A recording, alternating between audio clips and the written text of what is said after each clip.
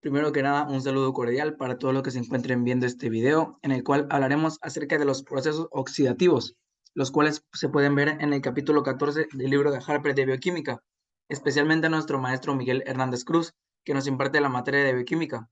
Nosotros somos alumnos de la Universidad Juárez de Tabasco, correspondientes a la licenciatura de cirujano dentista. Este equipo está compuesto por Yasmín Sánchez Juárez, Brandon Stick Hernández Magaña, los cuales aparecerán más adelante en el video, y un servidor, Rafael Tadeo López Aldaña. Bueno, para empezar, debemos definir qué es el ciclo del ácido cítrico. Y es que el ciclo del ácido cítrico es la ruta oxidativa central de la respiración. Es decir, es el eje clave de nuestra respiración, mediante el cual podemos hacer esto. Es el proceso mediante el cual se catabolizan todos los combustibles metabólicos, dígase hidratos de carbono, lípidos y proteínas, en los organismos y tejidos aerobios, es decir, que funcionan mediante la oxigenación y respiración. Aunque la respiración y la glucólisis conservan ambas alrededor del 40% de la energía liberada en forma de ATP, en la glucólisis se genera una energía total mucho menor, por mol de sustrato catabolizado que en la respiración. Y es que se genera mucha más energía en las reacciones posteriores en las que el lactato o el piruvato se oxidan por completo hasta llegar a ser CO2 o dióxido de carbono. Y esta liberación de energía implica reacciones de deshidrogenación que generan transportadores electrónicos reducidos que se reoxidan posteriormente en la cadena respiratoria mitocondrial, que es algo que se repite constantemente.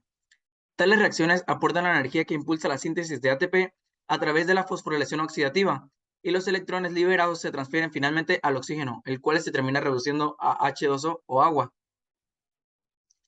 Podemos darnos cuenta que esencialmente la respiración consta de tres etapas fundamentales. Está la etapa 1, la cual consiste en la generación de un fragmento activado de dos carbonos, el grupo acetilo de la acetilcoenzima A o acetil-CoA. Luego está, después de esto, la etapa 2, que es la oxidación de esos dos átomos de carbono en el ciclo del ácido cítrico. Y finalmente está la etapa 3, que es el transporte electrónico y la fosforilación oxidativa, en donde los transportadores electrónicos reducidos que se generan en el ciclo del ácido cítrico vuelven a oxidarse, de los cuales, si se dan cuenta, ya hablábamos anteriormente, junto con la síntesis concomitante de ATP. Y estas reacciones de las dos primeras etapas de la respiración tienen lugar en la matriz interior de la mitocondria. Bueno, ahora podemos apreciar de una manera mucho más gráfica lo que son estas tres etapas de la respiración. Está la primera, donde se generan, como bien comentábamos, las dos moléculas de carbono. Y aquí se involucran los aminoácidos, el piruvato y ácidos grasos hasta formar la acetil-CoA.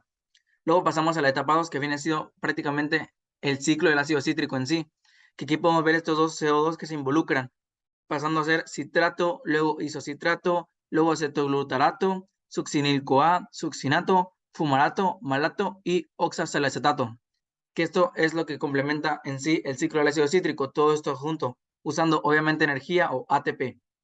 Y se forman estos transportadores electrónicos reducidos, que son NADH y FADH2. Y finalmente la etapa 3, que es donde hablábamos de que estos transportadores electrónicos reducidos pasan de nuevo a la cadena respiratoria, usando ATP y H2O, como hablábamos finalmente, que se convierten en agua, y terminan siendo transportadores electrónicos oxidados de nueva cuenta, NAD y FAD. Bueno, la función del ciclo del ácido cítrico es oxidar los metabolitos orgánicos, ya que la oxidación comporta la pérdida de electrones de un sustrato, y este sustrato es el donador de los electrones que se transfieren a un aceptor electrónico, que queda así, reducido. No pueden existir para nada electrones libres. Los carbonos que entran en el ciclo tienen destinos totalmente diferentes, dado que la mayor parte de las oxidaciones metabólicas comportan la pérdida de hidrógeno por parte del donador de electrones. A las enzimas que catalizan esas reacciones las denominamos deshidrogenasas. Bueno, ahora podemos ver en sí todas las reacciones que involucran el ciclo del ácido cítrico, que son las 8 de las cuales hablamos, los que involucran, que está primero la condensación, posteriormente la deshidratación, la hidratación, la descarboxilación oxidativa, la descarboxilación oxidativa de nuevo, la fosforilación a nivel de sustrato, deshidrogenación, hidratación y desoxigenación de nuevo. Aquí podemos ver que la primera fase, que son las reacciones de la 1 a la 4, se emplea fundamentalmente para oxidar los dos carbonos a CO2 o dióxido de carbono. Y podemos darnos cuenta igual que la segunda fase, que son las reacciones de las 5, 6, 7 y 8, sirve fundamentalmente para regenerar este oxazoacetato o ácido orgánico de 4 carbonos que está presente al inicio, para reaccionar con un fragmento activado de 2 carbonos, y al final, después de que se hayan oxidado estos dos carbonos, hasta CO2. Bueno, podemos saber que el descubrimiento de este ciclo del ácido cítrico ha sido de muy importante beneficio para la población y toda la comunidad científica, ya que es algo que ha facilitado la manera de ver muchos y diversos experimentos. Y podemos ver que la idea de que los combustibles orgánicos se oxidan a través de una ruta cíclica fue propuesta en 1967 por Hans Krebs. Y su propuesta fue que una secuencia cíclica podía producirse a partir de una reacción entre piruvato y oxasalacetato para dar citrato y CO2. Y aquí podemos ver en su pizarrón en esta imagen cómo él, desde un inicio, él demostraba esta teoría con la cual ya la demostramos gráficamente de todas las 8 reacciones que se involucran para formar el ciclo del ácido cítrico, que se repite constantemente para poder hacer la respiración de manera adecuada. Ahora podemos ver que la oxidación del piruvato es la conversión del piruvato en acetil-CoA, que esta es catalizada por la piruvato deshidrogenasa, que es una descarboxilación oxidativa en la reacción global. El grupo carboxilo del piruvato se pierde como CO2, mientras que los dos carbonos restantes forman la porción acetilo del acetil-CoA. Las 3 enzimas que participan se ensamblan en un complejo multienzimático muy bien organizado. Ojo aquí, está muy bien organizado este complejo y tiene su propio nombre, ya que está denominado complejo piruvato deshidrogenasa. Ahora podemos ver todas las enzimas que intervienen en este proceso, que son el piruvato deshidrogenasa, que es el complejo del cual ya hablábamos, la dihidropoamida transacetilasa y la dihidropoamida deshidrogenasa. Aquí podemos observarlas bien, que está primero de este lado en la reacción 1 y la reacción 2 y la etapa 3. El piruvato, el acetildehído activado, que pasan a ser acetilo activado y finalmente acetilo activado de nuevo, que es cuando pasan estos transporteros electrónicos a oxidarse de nuevo, de lo cual ya comentamos anteriormente, que pasan de ser FADH2 a ser NADH. Y podemos ver de igual manera todas las coenzimas que intervienen en este proceso, los cuales son los nucleótidos de nucleotidamina, el pirofosfato de tiamina, el ácido lipoico, coenzimas de flavina y coenzima A. Y podemos ver que estas coenzimas tienen ciertas claves para que se entiendan de una manera mucho mejor. Por ejemplo, el pirofosfato de tiamina tiene la clave TPP, el ácido lipoico tiene la clave LIP. La forma reducida del FAD o nucleótido de flavina y adenina tiene el nombre de FADH2. La forma reducida del NAD, dinucleótido de nicotinamida y adenina, es el NADH. Y luego está la CoA, que es la coenzima A. Ahora, para pasar al siguiente tema, pasaremos con mi compañero Brandon Stick Hernández Magaña, el cual comentará de mejor manera la acción del complejo piruvato deshidrogenasa.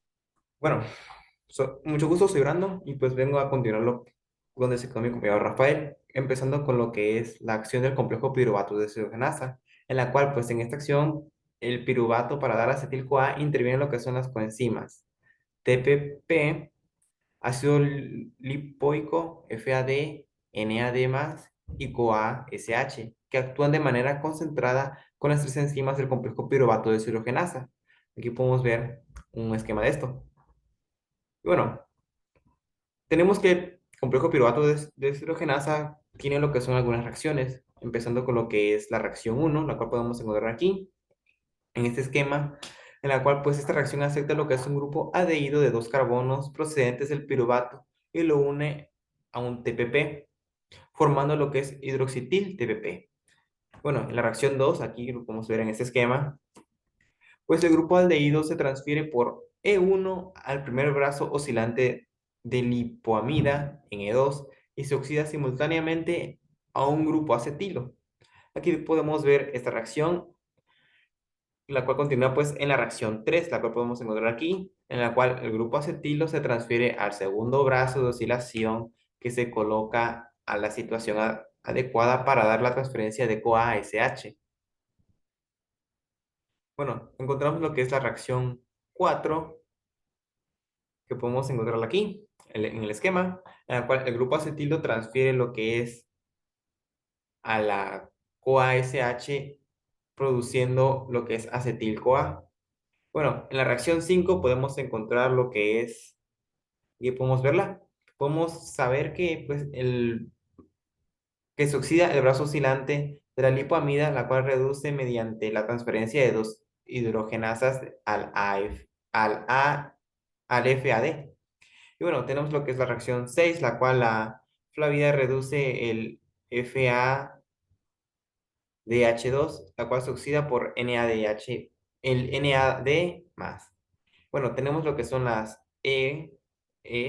lo cual pues estas se significan en sí lo que pasa en este, la cual pues en E1 sucede lo que es el piruvato de deshidrogenasa, en el E2 y el E3 así sucesivamente, aquí podemos encontrar lo que son los nombres. Y bueno, antes de pasar con esto, pues tenemos que estudios estructurales indican que el TBP unido a E1, aquí podemos ver esto, está aproximadamente entre 4 y 5 nanómetros de distancia del FAD en E3. Acá lo podemos encontrar el E3. Bueno, pues dado que cada brazo mide más o menos lo que es 1.4 nanómetros, se puede recorrer un arco aproximadamente el doble de esa distancia. Dos brazos pueden conectar grupos funcionales situados a una distancia de hasta 5.6 nanómetros. Y pues bueno, en la yuxtaposición física, en las enzimas del complejo permite que todas las reacciones transcurran de manera suave, sin reacciones secundarias indensas ni difusión en los intermediarios de los lugares catalíticos. Aquí podemos, bueno, bueno, ya continuando con lo que es el ciclo del ácido cítrico, pues tenemos que este se divide en lo que son dos fases, la cual es la fase de adición, la cual pues son dos fases en sí. La fase de adición de una porción de dos carbonos o acetil-CoA a un compuesto de cuatro carbonos, que es el oxalacetato, y la regeneración de lo que es el oxalacetato. Y pues bueno, tenemos en la fase uno que la cual es la introducción y pérdida de dos átomos de carbono, pues tenemos que en el paso uno pues se introduce lo que son dos átomos de carbono en forma de acetil-CoA. Aquí podemos ver un esquema de esto. Y pues bueno, tenemos también que el paso 2 es la isomerización del citrato, en la cual los sustratos de reacción de descarbonización son generalmente A o B centoácidos. El grupo hidroxilo alcohol terciario del citrato debe migrar para experimentar una oxidación al, al carbonilo, en la cual la isomerización catalizada por la aconitasa genera lo que es el compuesto de alcohol secundario isocitrato que puede oxidarse. Y pues bueno, aquí podemos ver lo que es un ejemplo de lo que son esas reacciones. En el paso 3 pues pasa lo que es la generación de CO2 por una desoxigenasa ligada a lo que es el NAD+.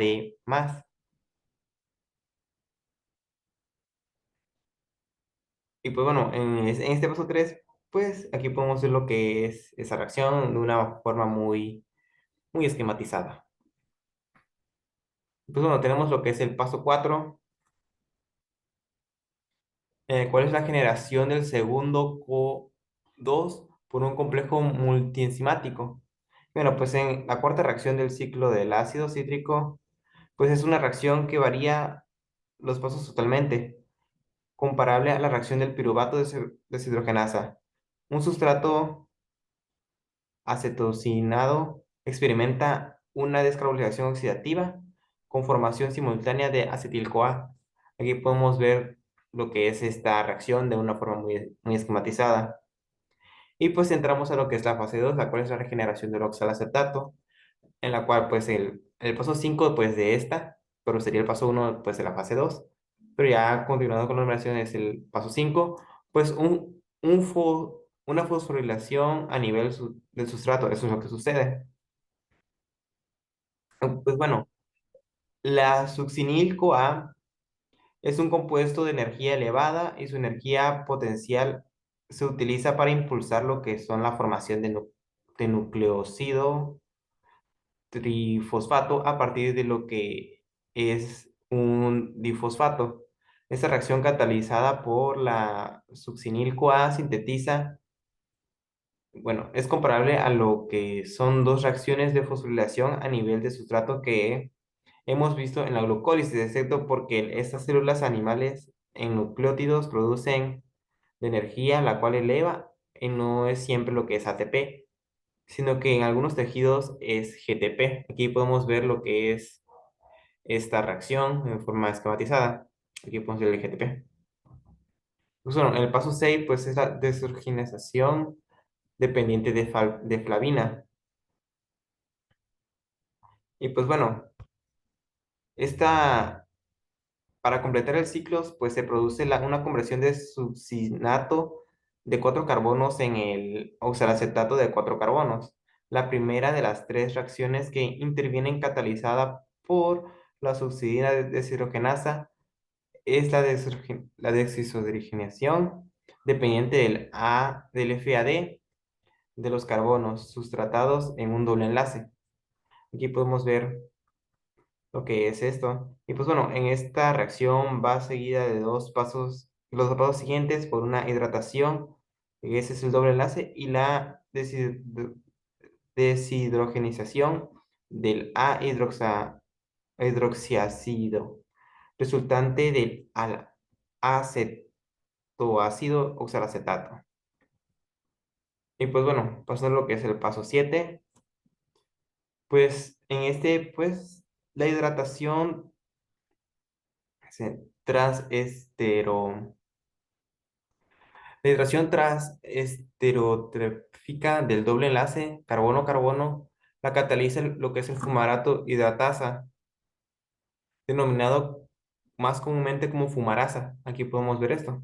Este es un ejemplo de la reacción. Y pues bueno, ya el último paso de lo que es el ciclo del ácido cítrico, el paso 8 de la fase 2 pues tenemos que es una deshidrogenización que regenera lo que es el oxalacetato, ya que pues en este finalmente el ciclo se completa con la deshidrogenización dependiente del NAD más del malato oxalacetato catalizado por el malato deshidrogenasa. Y pues bueno, la esquinometría enérgica y energita del ciclo del ácido cítrico. Pues bueno, pues quiometría es el cálculo de las reacciones cuantitativas entre los reactivos y productos de los transcursos de una reacción química. Pues bueno, como eso lo indica, aquí podemos ver un cuadro de lo que son las reacciones y cómo esas están representadas de forma cuantitativa. Al igual que pues podemos ver lo que son las reacciones, las enzimas y la energía la cual éste usa. Por ejemplo, en la reacción uno podemos ver el acetil-CoA, el cual se suma el oxalacetato más agua, citrate más CoA, SH más O, más H. Tenemos que, pues, aquí actúa lo que es la enzima citrato sintasa, en la cual usa una energía de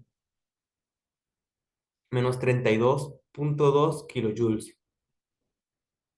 Y pues bueno, ya casi para finalizar lo que es esta parte del tema, tenemos lo que es la regulación de lo que es el piruvato de deshidrogenasa y del ciclo del ácido cítrico, en la cual pues en esta regulación se produce a nivel de la entrada del combustible del ciclo y a nivel del control de las reacciones clave dentro del ciclo. Bueno, pues el control de la oxidación del piruvato, la actividad de este complejo está controlada por una inhibición alostérica y por una modificación covalente que se controla a su vez por el estado enérgico de la célula, la cual se inhibe por la acetil-CoA y se activa por la CoA-SH. Aquí podemos ver pues el ejemplo de este en un esquema. Y bueno, pues la regulación se produce también mediante una modificación covalente de componente piruvato descarboxilasa del complejo. Aquí podemos ver algo que puede hacerlo, ¿de acuerdo? Y pues bueno, para el control del ciclo del ácido cítrico, pues tenemos que en aquí podemos ver un esquema, tal cual, lo que controla lo que es el ácido cítrico, o sea, el ciclo del ácido cítrico. Empezando desde el piruvato que empieza con el acetil-CoA, el NADH, el ATP y el AMP. Y pues bueno, tenemos que el factor más importante que controla la actividad del ciclo del ácido cítrico es la relación intramitocondrial del NADH, el del NAD más respecto al NADH. El NAD+ es un sustrato de 3 enzimas del ciclo, así como del piruvato de deshidrogenasa. Pues bueno, en presencia de una limitación del aporte del oxígeno, la baja concentración del NAD+ puede limitar a las actividades de estas deshidrogenasas. Entonces, como decía, aquí podemos seguir viendo lo que son las enzimas las cuales actúan en el control de este ciclo del ácido cítrico, como es el ADP, el NADH, el succinil-CoA, el NADH y otra vez el NADH, ya cuando empieza del malato al oxalacetato. Ok, ya para finalizar, yo les voy a hablar sobre las rutas anapleróticas. En esta prácticamente el ciclo actúa como fuente importante de intermediarios biosintéticos, en donde estas rutas tienden a extraer carbono del ciclo mediante la utilización de intermediarios del ciclo. Estos intermediarios del ciclo de ácido cítrico son utilizados en las rutas biosintéticas que deben reponerse para mantener el flujo a través del ciclo. En este ciclo, el oxacetato y el alfa-cetoglutarato son análogos cetoácidos de los aminoácidos, de estos aminoácidos, los cuales son asparto y el glutamato, y se utilizan en la síntesis de estos y otros aminoácidos. Bueno, en el diagrama de la izquierda podemos ver representado las principales funciones biosintéticas de algunas de los intermediarios del ciclo y estas son indicadas con las flechas en color rojo. Bueno, continuando, en algunos tejidos el citrato se transporta desde las mitocondrias al citosol, en donde se fragmentan para producir acetil-CoA para la biosíntesis de estos ácidos grasos. Mediante este funcionamiento del ciclo, pues se irá deteriorando si no hubiera otro proceso que repusiera las reservas de los intermediarios. A esto es lo que se le conoce como secuencias anapleróticas y lo cual tiene un significado como rellenar.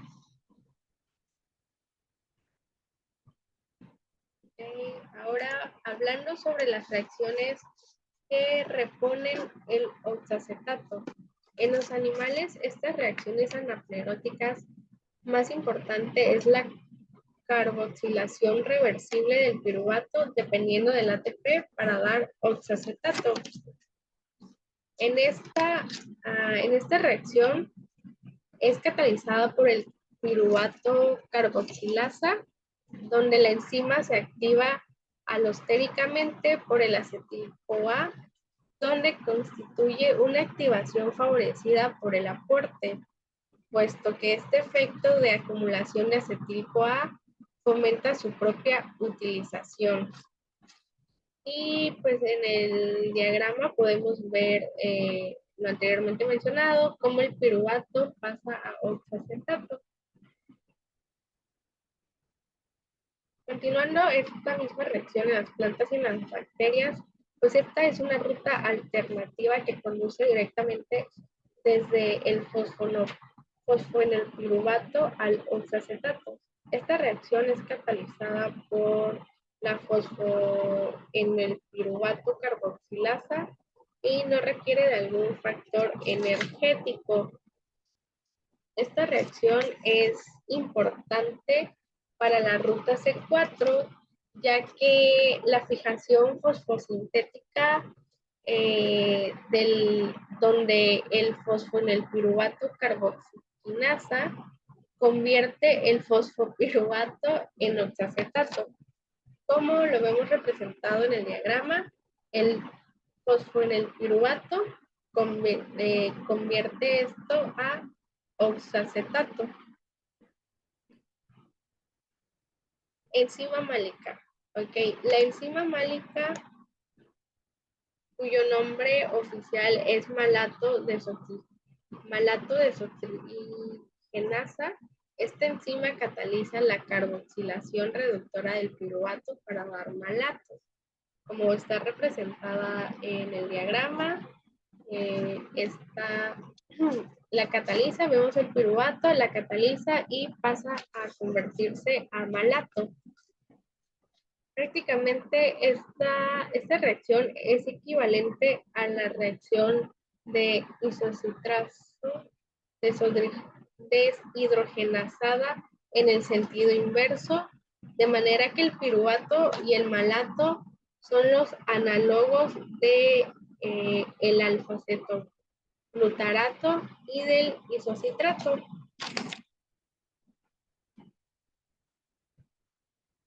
Ok, continuando ahora.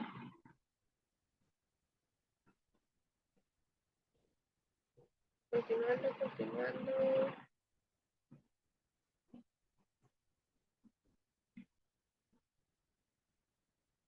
Ok, ahora sí, continuando con el ciclo glioxilato.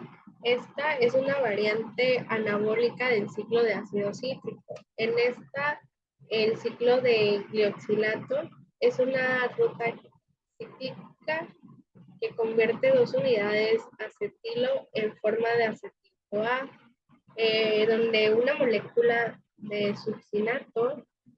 La ruta emplea algunas de las enzimas del ciclo del ácido cítrico para evitar las reacciones en las que se pierde carbono durante el ciclo de ácido cítrico. La vemos representada en el esquema que está a la izquierda.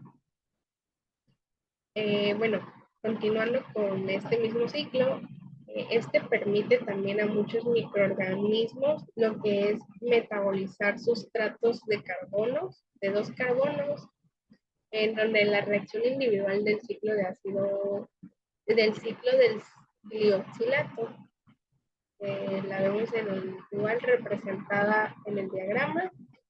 En este, el acetil-CoA se condensa con el oxacetato para producir citrato, de la misma forma que en el ciclo de ácido cítrico, y el citrato reacciona con la aconitasa para dar isocitrato.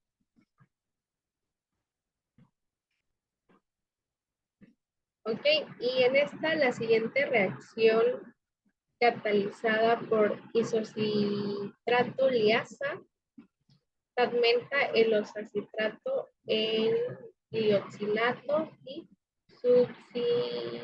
succinato, que es lo que vemos representado igual en el diagrama de la parte de abajo. Bueno, esto a continuación, el glioxilato acepta lo que es el acetato de otra acetil-CoA en una reacción catalizada por malato sintasa. Igual, tenemos en el diagrama de abajo, tenemos el glioxilato, acepta a otra acetil-CoA y teniendo una reacción que es el malato. Okay. Ahora para continuar con esto tenemos una ruta de biosíntesis que oxida la glucosa. La función, pues esta más que nada la función de esta ruta es anabólica más que catabólica. La ruta de las pentosas fosfato tiene dos funciones principales.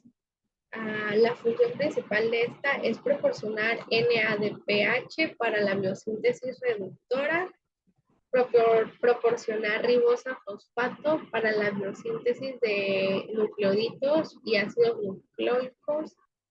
Además, esta ruta igual actúa para metabolizar las pentosas del alimento procedente principalmente de la digestión de los ácidos nucleicos. Y ya, para finalizar completamente, tenemos un diagrama donde prácticamente explica todo lo anteriormente mencionado, en donde aquí son las estrategias global de la ruta de las pentosas fosfatos.